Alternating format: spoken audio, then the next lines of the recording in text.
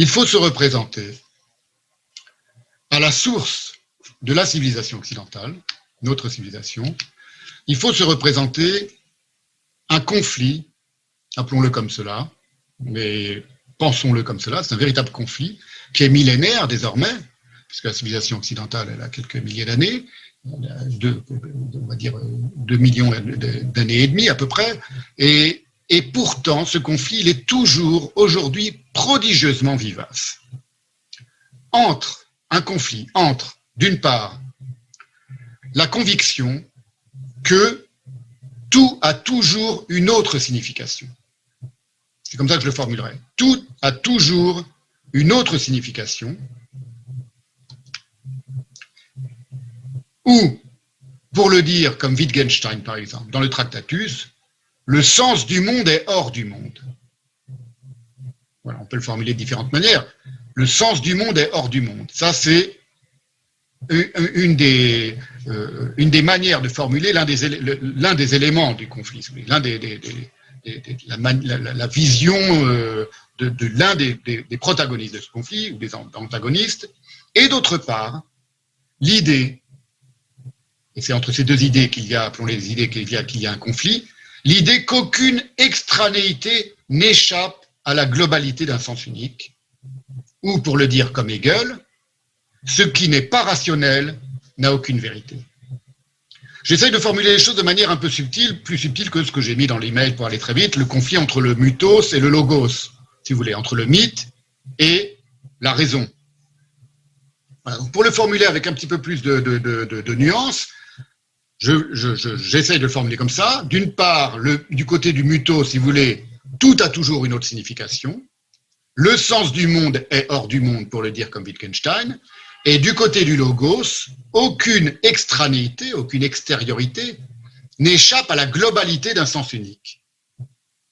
Ou, pour le dire comme Hegel, je le répète, ce qui n'est pas rationnel n'a aucune vérité. Exprime Hegel dans la phénoménologie de l'esprit. Et c'est un conflit qui traverse, exprimé de différentes manières, moi je l'exprime de certaines manières, mais exprimé de différentes manières, c'est un conflit qui traverse quasiment toute l'histoire de l'Occident. Pas quasiment, c'est de manière évidente, toute l'histoire de l'Occident. Que veut dire, par exemple, Shakespeare, à l'issue de la scène 5 de l'acte 1 de Hamlet, lorsque Hamlet rétorque à Horatio, qui vient de s'exclamer, Horatio vient de s'exclamer, donc ils viennent de voir le spectre, évidemment, le père d'Hamlet, il vient de s'exclamer « Oh, day and night, but this is wondrous strange » « Oh, jour et nuit, comme cela est merveilleusement étrange ». Et Hamlet lui rétorque, et qu'est-ce que ça veut dire ? « And therefore, as a stranger give it welcome » et par conséquent, ou et pourtant, à l'étranger fait bon accueil, et la traduction usuelle, mais on peut aussi l'entendre comme en tant qu'étranger, as a stranger, à cette merveille qui vient d'advenir, fait bon accueil, et c'est là qu'apparaît la phrase célébrissime de Hamlet, There are more things in heaven and earth, Horatio, than are dreamt of in your philosophy. Il y a plus de choses dans le ciel et sur la terre, Horatio, que n'en sont rêvées dans ta philosophie. That are dreamt of in your philosophy. Qu'entend par là Shakespeare ? À quoi Nietzsche fait-il allusion ? Autre manière de formuler ce conflit. À quoi Nietzsche fait-il allusion ? La philosophie, évidemment, elle est du côté du logos, hein, vous l'imaginez bien. Je fais une petite pause pour vérifier qu'il n'y a personne qui attend dans la salle d'attente. J'espère que non. Bon. À quoi Nietzsche fait-il allusion ? Lorsqu'il écrit, c'est dans l'ouverture de Par-delà le bien et le mal. Attendez, excusez-moi, j'essaie de faire un petit réglage. Tout à l'heure, j'avais réussi à mettre la vidéo en petit, parce que là... Voilà. Bon, affichage. OK.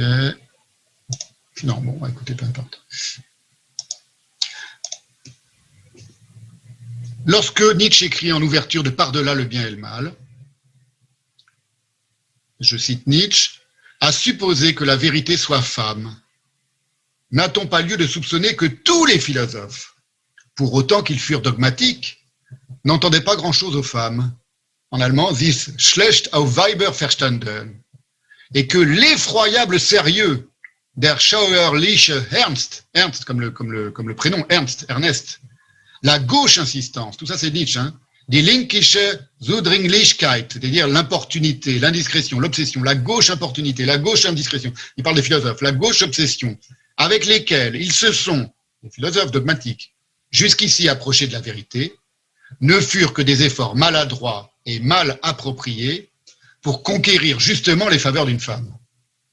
Certes, elle ne s'est pas laissée séduire, la femme qu'est la vérité. Et toute dogmatique, de quelque sorte soit-elle, se tient aujourd'hui dans une attitude chagrine et déconfite. Vous voyez, encore une autre manière de signaler et d'exprimer merveilleusement, c'est Nietzsche, le conflit que j'évoque. Encore une troisième manière d'évoquer ce conflit, à quoi Proust songe-t-il? Lorsqu'il explique, dans Albertine disparue, que, je cite Proust, l'intelligence n'est pas l'instrument le plus subtil, le plus puissant, le plus approprié pour saisir le vrai. Et également, je cite Proust à nouveau, ce qui est le plus important pour notre cœur ou pour notre esprit ne nous est pas appris par le raisonnement, mais par des puissances autres. Qu'est-ce qu'il entend par des puissances autres? C'est du français là, donc il n'y a pas de problème de traduction. Et qu'entend exactement Heidegger? Ce sera la dernière manière de formuler ce conflit.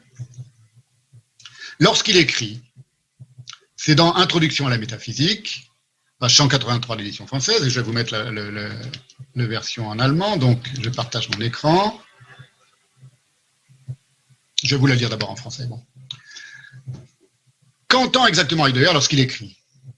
L'irrationalisme n'est que la faiblesse du rationalisme devenue enfin manifeste. La faiblesse du rationalisme devenue enfin manifeste et l'achèvement de son abdication du rationalisme. C'est le rationalisme qui abdique. Point virgule. Par là, il est lui-même, l'irrationalisme, un rationalisme. L'irrationalisme est lui-même un rationalisme.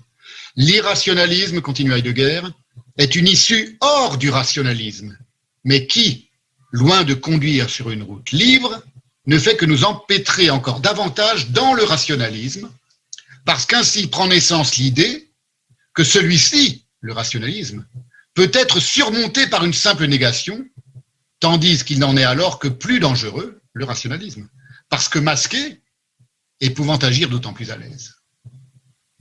Vous voyez, c'est subtil, c'est profond, et ça indique bien de quel ordre est ce conflit. Que même l'irrationalisme n'est pas en dehors du rationalisme, et que dans l'irrationalisme, le rationalisme continue d'agir, mais masqué, sous une forme masquée. Et du coup, il peut agir d'autant plus à l'aise. Alors, il est malaisé de rendre compte de ce conflit. Mettons-le entre guillemets, je le nomme un conflit. Autrement que par des citations, des métaphores, des périphrases.